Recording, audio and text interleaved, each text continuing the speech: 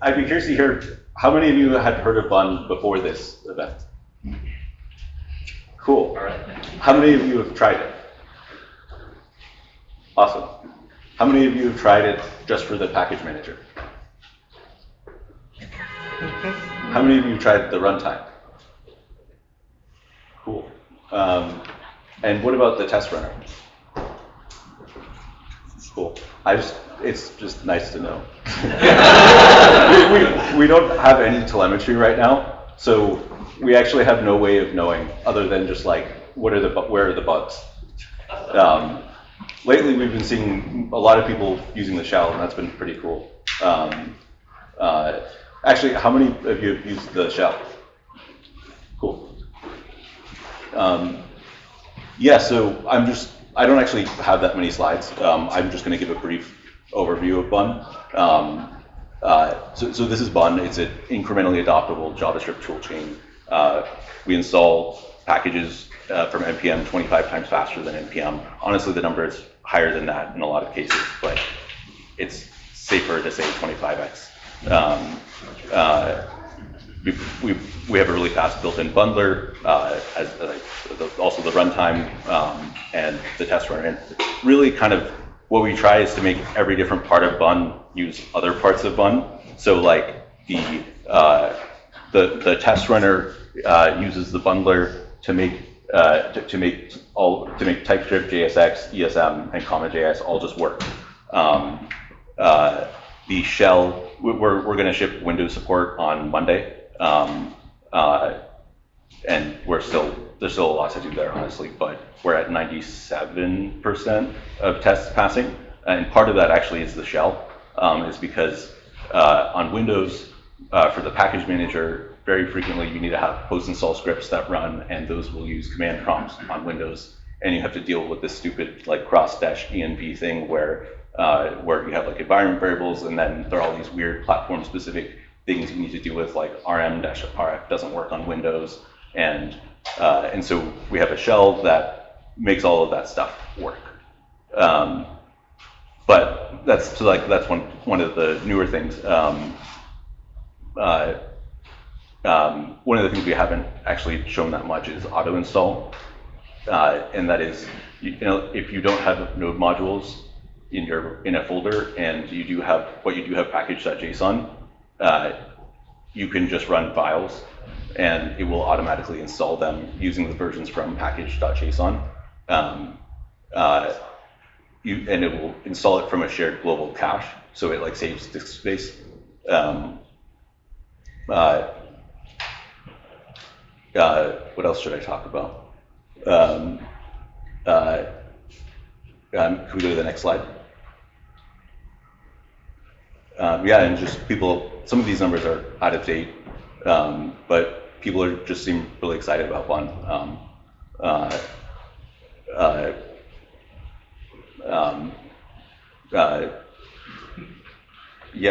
I guess, do you guys have any questions about Bun? How'd you get those speed improvements? Like, how is it so much faster? The answer varies for pretty much every single case. Okay. If we could go back a slide. Thanks. So the test runner, there's a bunch of things there. Mostly in that case, we wrote all of the things like expect. So it implements like just like API, which includes like expect, and expect is implemented all in native code. And this is the kind of thing you really do want to implement in native code because it's extremely polymorphic. The value you pass to expect can be literally anything. So then the JIT is just really has a terrible time doing any kind of optimization. So like that's a small part though.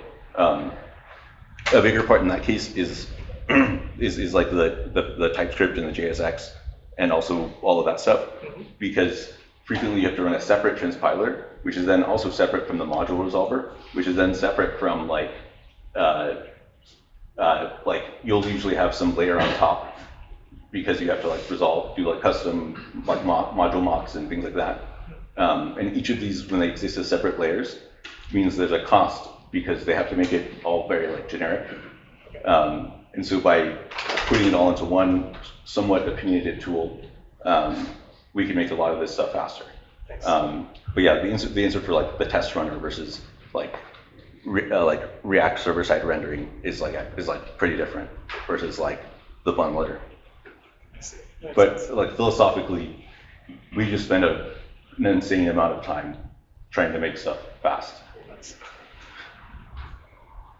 I came to the last Node.js, Node.sf meetup, and you didn't have an office like this. I figured, what happened since then? A lot of good things. We did raise another round of funding. I haven't publicly talked about it. I was waiting for the Windows release to talk about it.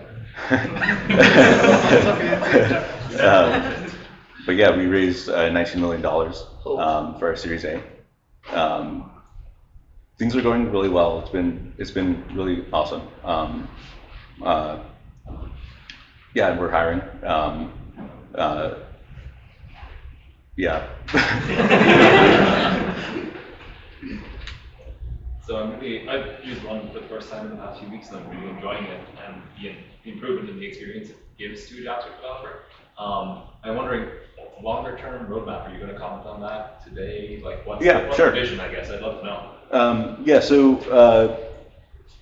the next thing, kind of our immediate focus is Windows. Following that, we're going to spend at least a couple months just fixing bugs. Like, I think it's kind of crazy that we have more than like 2,000, I think we have 2,400 issues open. And there's an argument that that's like kind of reasonable for a project that has this much scope, but there's also an argument that like, no, we just should not have this many bugs. And so we're going to spend some time just getting that number to go down. After that, we're going to spend more time on the bundler. The bundler is, right now it's too low level. It's the closest equivalent would be like ESBuild or Webpack, but by having the integration with the runtime means that we should be able to do something really cool with server-side rendering and building full stack apps. But right now it's not very good for that. Like, you can use it for that, but it's like not. I think there's a lot of things we can do to make it a lot better. And then we'll do something related to hosting, but we're still pretty early there. I've been playing with Bun a lot. Super, super awesome. Prior to that, I played with Dino a lot, but it doesn't really seem comparable. It seems like Bun has moved super fast and done a lot more and stuff like that. I'm curious, like, where does Dino fit into the ecosystem with Bun? Does it? And why is Bun getting so much more mature, so good, so fast? To be honest, like, I don't really know. Like, yeah, I guess I don't really know that. Like, I early on, Dino was a big inspiration for a lot of stuff in Bun, but I would say that mostly we just think about Bun now. Fair enough. Yeah. I have two questions, if that's all right. First one is, how are you all still committed to like one-to-one or full node compatibility? Like, yes. Anything you can run Node will run Bun. Yeah, remains the case. So I would say that I've said this before, but like, if it doesn't run in Bun, or sorry, if it runs in Node and it doesn't run in Bun, then it is a bug in Bun. Okay. Awesome. And then the other question was kind of like, what is the business model? Like, what is your pitch to the VCs that did your funding rounds that like convinces them that there's an ROI? Like, because it's not clear as an outsider, in other words. Yeah, basically we're going to do hosting, and through all the vertical integration, we can make this slide deck was like actually part of the fundraising slide deck. That's where I copied it from. by making like sort of like each of these can be their own, a service version of all of these can be, each of them are their own product, but like service, not like the standalone version. So basically it's going to be related to hosting, but it's like still really early. And kind of part of the reason why we did the fundraise was because we want more time to focus on making Bun just really, really good, and not having to worry about running out of money. We have several years at this right now. We have several years of runway. We're 9 people. Yeah. Thank you. Congrats on the success of Bun. It seems that the adoption is something really massive. And based on that same fact, how much of your real vision for the design of Bun has maintained over time versus how much type of that based on usage and feedback? Are you confident it's really aligned or? Sorry, could you repeat I didn't quite hear the first part of that. Oh, so how much of your real vision in terms of design of Bun, when you see this going forward, has maintained over time versus how much you had to adapt based on usage or community feedback? Yeah, I would say a lot of this has kind of been the plan all along. Like the .env thing was definitely the plan. All of this was the plan. The shell I kind of thought about a year ago, but that wasn't as much the plan. The task runner definitely.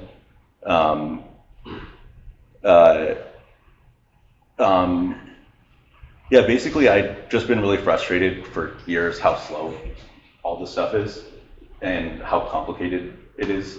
And like I'd spent a lot of time before just like configuring Webpack in various projects, and I just didn't want to deal with that. And also like I think, and also just the build step parts really should just feel like build steps kind of suck, and that should just be part of it. Like it should be an automatic thing, because it's sort of, JSX has somewhat become like an extension of JavaScript. Like it's more than 10 years since JSX came out, I'm pretty sure. And it's still widely used, and it's sort of not, like even though it really technically isn't part of JavaScript, it de facto is. How central is Zig to the success of this stuff? Is it like coincidental, or is it just Zig is sort of there? So having all of this stuff is like, if it wasn't fast, it wouldn't work. And what I mean by that is, if Bun wasn't, if we didn't spend so much time on performance, it would be impractical to add all of these nice things.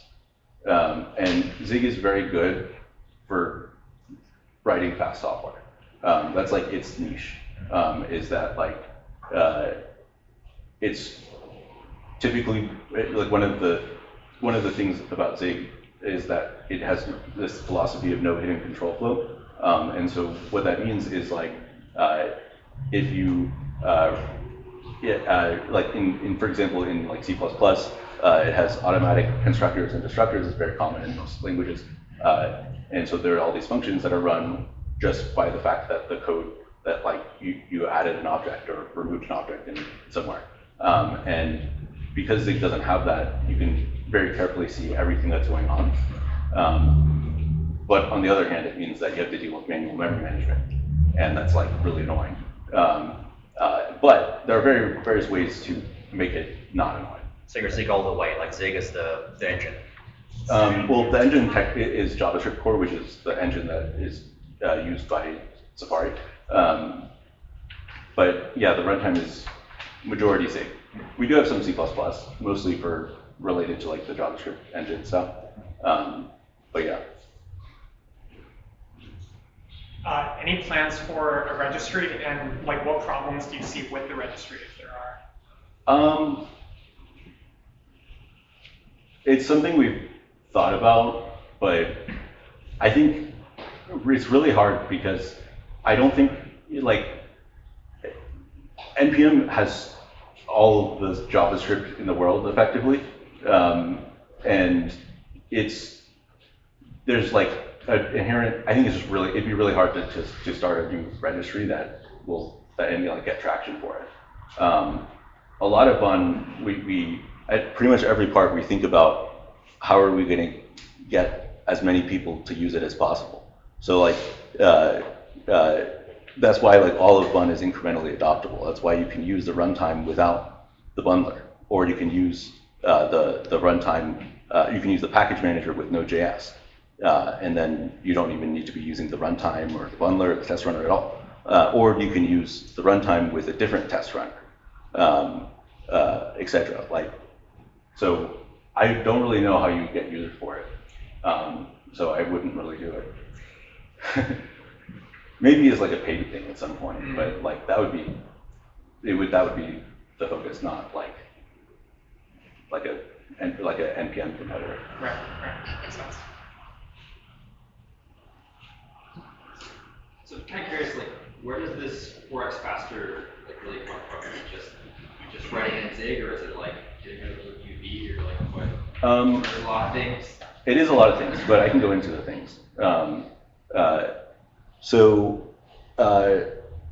One is the HTTP server itself is something like 3 times faster than what Node uses, and that's just it's a really well written HTTP server. You can use it in Node as well. It's called UWebSockets. That guy just did a great job. It's called UWebSockets. U? Yeah, like micro WebSockets. So it's like the little U symbol, but it Like a meme? yes. And then other parts of it were like we have a JSX transform that's like a sort of custom thing in Bun that makes JSX server-side render without as much garbage. Another thing was what were the other things? It's like something with like flushing behavior with the way it writes, and also some optimizations in our readable stream. It's sort of like basically, I spent like a month before Bun 0.1 to just focus on making server-side rendering with React as fast as it can get, and just like went through the profiler and yeah. What I'm kind of curious about is like, if this is like effectively a full rewrite of Node, right? I wouldn't call it a rewrite because we aim for complete Node compatibility, and we're not there yet. But right, or like as a goal, you might not be today, but that's the end goal. Yeah. Right? So like, what prevents Node from becoming like making this optimization decision, right? Like, is it if you're going for full feature? My assumption would have been like, oh, this is going to be more efficient because it's not going to have full feature compatibility, right? My assumption would be that's what's holding it back. But it sounds like you're saying it's not true. So I'd be curious why that is. I think it's really hard for, like, performance is not a one-off thing. It's a culture. And at every part of Bun, we really, really care about this stuff. And also, something that like surprised me a little bit is that people use Bun, like the way, most of the marketing, like most of the way we talk about Bun is just about performance, but actually the reason people use Bun is usually unrelated to that. It's usually because of this stuff, that we make all the module things just work, or the shell, or the task runner, or the fact that you can like use .env files and all that stuff just works. Performance is kind of what makes it not extremely slow, because all of these things have a ton of overhead, but it's not actually the reason people use it, usually. So, as a technical founder, like now you have to also manage big team and startup. What is your experience like that? Are you still day-to-day building stuff and managing a team? Human is different, totally different. Yeah, I still spend a lot of time coding. Definitely too much time. I really like coding.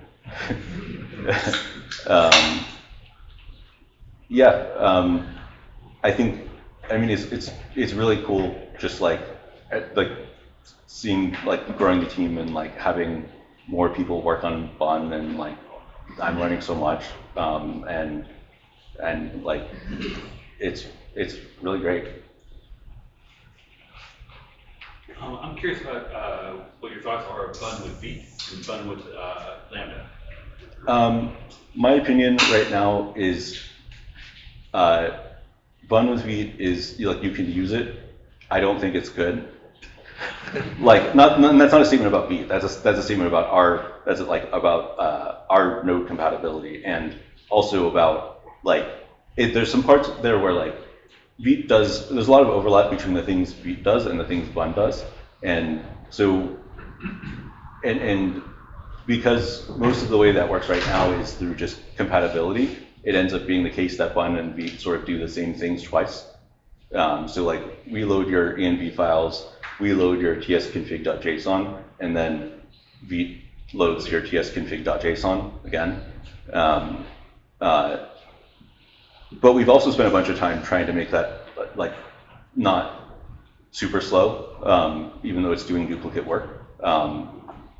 Kind of we're not there yet, but in a few months we're going to spend a little bit more time on the bundler, and I think we'll have something really interesting there.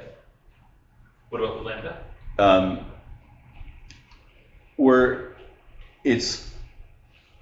This is the problem right now. Like you can use it, but the problem right now is there's various optimizations that they do for Node, which are like sort of like intrinsics, basically, like they're things that a outsider cannot do.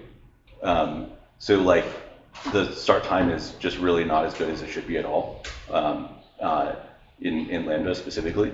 And it's kind of hard for us to fix that, because basically the way we could maybe make it a little bit better is find various tricks to reduce the file size of the executable. Basically all the time is spent just downloading Bun when you start up Lambda.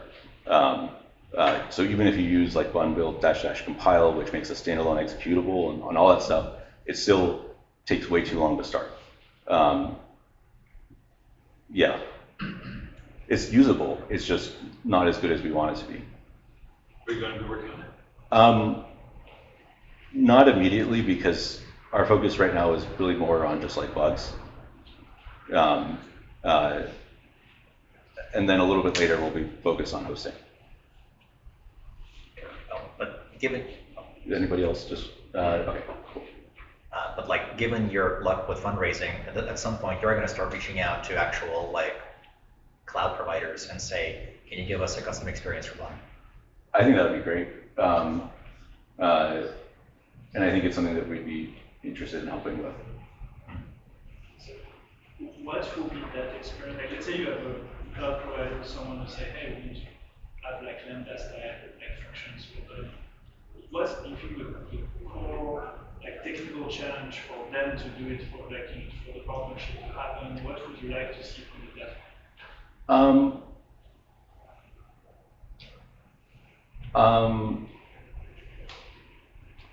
Mostly, how can we make it start faster? I don't really know what the bottleneck is, to be honest, other than downloading code. And I think the answer to this is like, is there a way for it to like pre-download a bunch of code? The way I guess I think about it is like, normally the way we diagnose performance issues is we look at a profiler and then like kind of go through it and then think about what are alternative designs or approaches. The same thing, but for Lambda or other hosting providers, start time. Yeah. Thanks. So using Bun will always be free? Yeah, free MIT license. There's no other way to do this.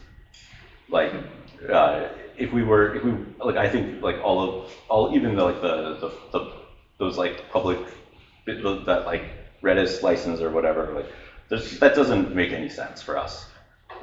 There's no way, because we want Bun to be used by everybody. We want to flip the default runtime from Node.js to Bun, and having any license at all that has any restriction makes that a non-starter.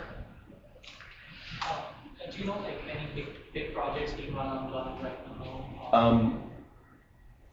I heard earlier today that somebody from that, like, this is not a big, I don't know how big, I don't actually know how big this is, but it's like all the signs at the digital signage at JFK are using switched from Node.js to Bun.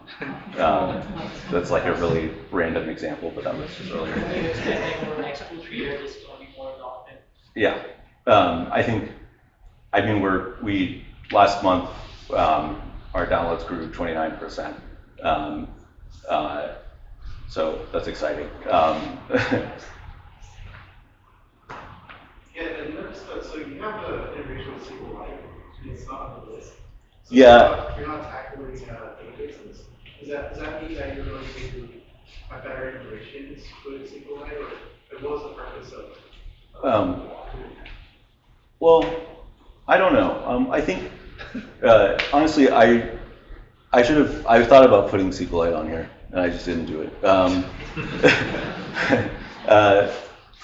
People do, that is one of the more popular APIs for sure, just based on what people say. I think, and I'm very happy that we did it. But we're gonna also add Postgres, a built-in Postgres client. I actually implemented most of that like 6 months ago, but kind of, I was like, no, we need to focus on bugs. We can't be adding more scope.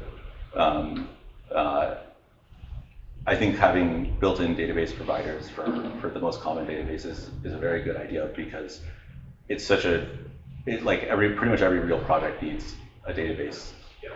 And there's a lot of things from a runtime perspective you can do to make it faster and also simpler.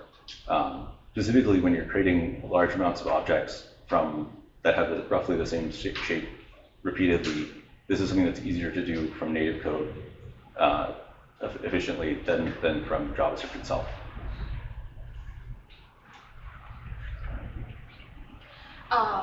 What type of the application, web application or system do you think that they get the benefit to use Bun as a starting point of the project?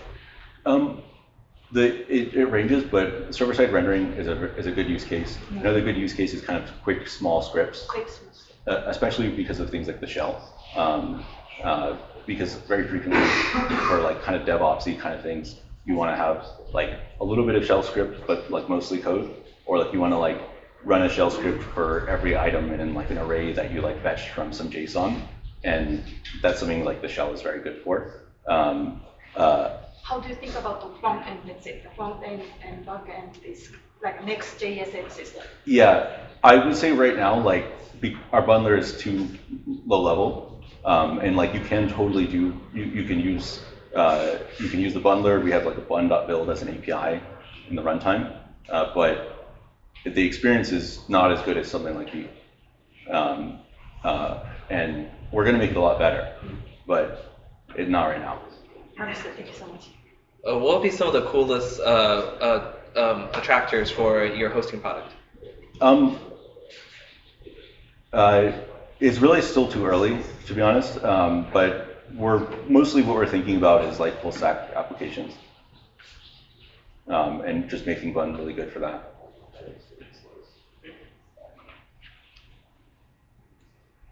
I got a quick question. How are you on accepting outside contributions? I assume you're not doing it yet at all. Oh no, I'm thinking specifically of the Postgres interface. We definitely accept lots of outside contributions. If you wanted to work on the Postgres client, that'd be great. The state of that is like there's gonna one of the interesting things is because JavaScript core doesn't have a public API for embedders in the way that Bun does. We end up writing a lot of our own bindings for things, and so for that one, I think one of the blockers is like we needed something with like weak references, but that was not actually that big of a deal. I think I did already write most of that. But yeah, it like you could like run queries with it. It was like I would say it's like 70%, 80% there. It mostly just needs a lot of tests and like which can mostly be copy pasted probably honestly from some other Postgres client. It wasn't using libpq. It's like implements the protocol in the client. Yeah, sorry, I feel like I'm gonna get too in the weeds if I continue to talk about this. Just somebody who hasn't asked a question yet? You first. So piggybacking on your point about open thinking going to one, which would be awesome. One of the big reasons why Node became massive in the 2010s was community. There was like a lot of power, like multiple nodes and all these communities that was spreading the word of people using Node products and hardware. Do you have plans to do something similar? Sorry, I didn't. A lot of it was. Community efforts. Yes. Yeah. So do you have plans to like insert yourself into the community and try to bring that like Node being back in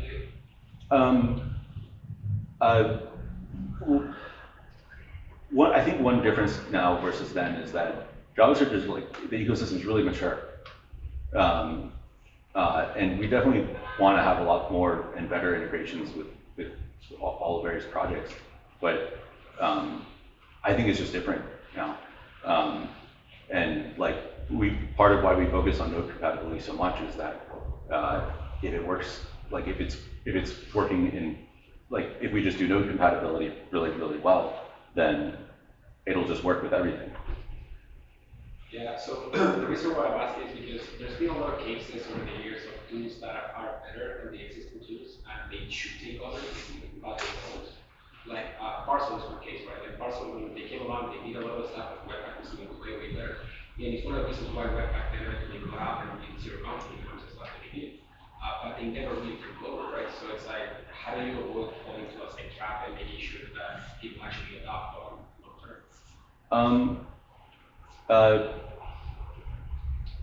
I think what feels like a good answer to this is like a lot of another question or another way to sort of answer this is like, this is our number one priority is adoption. It's getting as many people using Bun and continuing to use Bun. And so how we think about prioritization roughly is like, mostly we just sort by like upvotes in issues and like number of comments. With some also countermeasure of like, how hard is it going to be for us to fix this? And so if we just, in theory, if we just fix all the blockers preventing people from using Bun, then a lot more people will use Bun, and like that would be like a virtuous cycle. I don't really know. I think part of it too is that because Bun is so many things, it gives us a different story for each one. And like these are like the package manager, for example, is a great way to get people to eventually maybe use the runtime, but they might not, and that's also fine. But like because of each of these are independently adoptable, it makes it more likely for people to use Bun.